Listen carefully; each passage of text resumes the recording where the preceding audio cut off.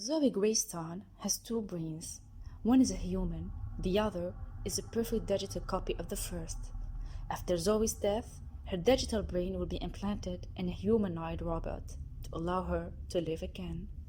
This idea is taken from a movie, and yet a lot of researchers aim to make this idea a reality, and the results obtained give us food for thought. So, are we going to be able to download our consciousness?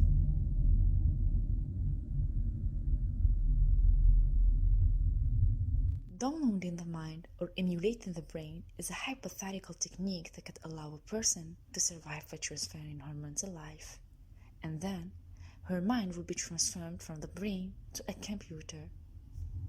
A famous scientist named Raymond Kurzweil made a prediction at a conference in New York. He said that in 30 years we will be able to load our mind into a computer. However, we will have to wait until 2100 before being able to own a robotic body and fully enjoy immortality. But how did he come to such a conclusion? Ray relies on Moore's law for his theory. Moore's law states that the power of computers doubles every 18 months. So, it will be possible for machines to contain all of our mind in the near future. His theory is based not only on Moore's law, but also on advances in medicine and the progress made in replacing parts of the body with electronics.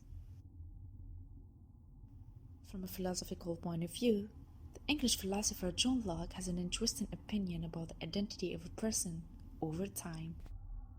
Locke claims that what makes us today the very same person as we were yesterday is basically the fact that we can remember what we did or experienced yesterday. So memory for Locke is what actually determines who we are. So, if you want to download our minds, we have to synchronize the good and right parts of our memories to be identical to the real person we are. But to do all this, we first have to transfer all the data from our brain, and a brain has millions of extremely complex neurons.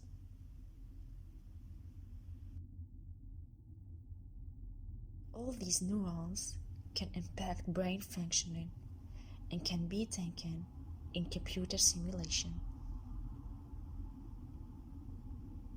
The problem is that we don't know what is essential to our cognition and what makes us who we are. So, we will have to transfer everything and end up with potentially thousands of pieces of information for each neuron. And finally, we will have to make all this work in real time, and it's really complicated, if not impossible. And perhaps we should accept the fact that we are ephemeral beings, that it's in our mortality that remains the beauty and justice of life. If you like this video, hit the like button and subscribe.